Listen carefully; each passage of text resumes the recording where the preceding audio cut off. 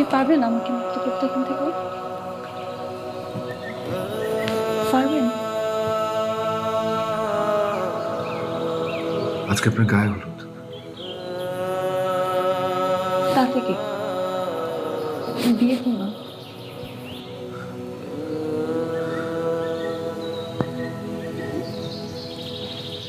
আমি আপনাকে একটা প্রশ্ন করি,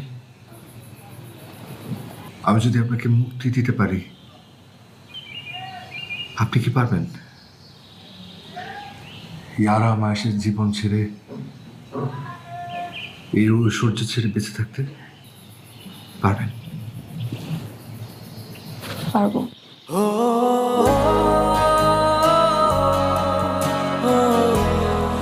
তাহলে আজকে রাত রেডি থেকে